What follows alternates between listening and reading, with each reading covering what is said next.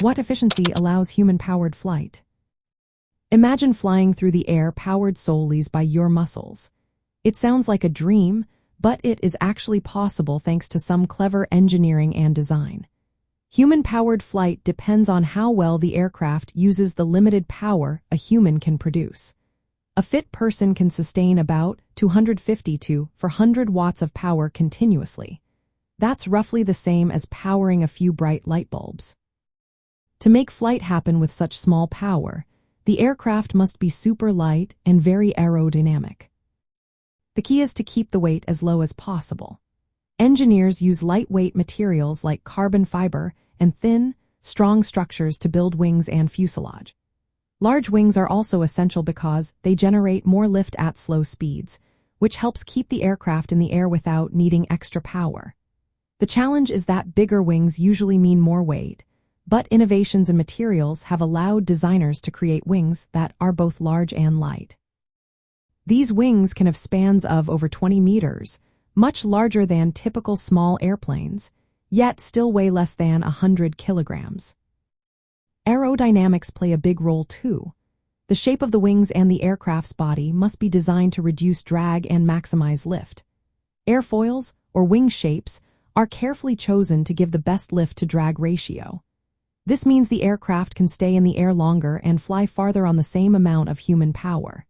The surfaces are smooth and streamlined to cut down on air resistance, making sure every bit of effort counts. Transmitting power from the pilot to the propeller is another important factor. The mechanical system, including gears and chains, must be very efficient. High-quality bearings and gear trains can transfer more than 90% of the pedal power to the propeller. This means less energy is lost along the way, giving the aircraft a better chance to stay airborne. The propeller itself is designed to turn the mechanical energy into thrust as efficiently as possible. A well-made propeller with the right size and blade shape can convert over 90% of the input power into forward motion. Larger propellers are often more efficient, but they need to be balanced carefully to avoid structural issues or ground clearance problems.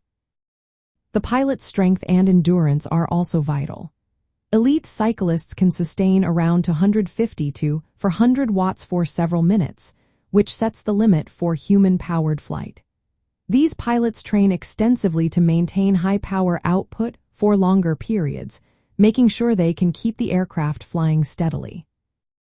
Historical flights like the Gossamer Condor and Gossamer Albatross proved these principles in action. They used ultra-lightweight materials, large wingspans, and efficient propellers to stay in the air, powered only by human effort.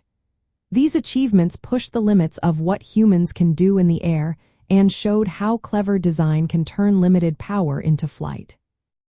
In the end, human-powered flight depends on maximizing efficiency in every part of the aircraft. From lightweight structures and aerodynamic shapes to high-performance propellers and strong pilots, each element plays a role. This combination allows us to see what human strength and ingenuity can accomplish in the world of aviation.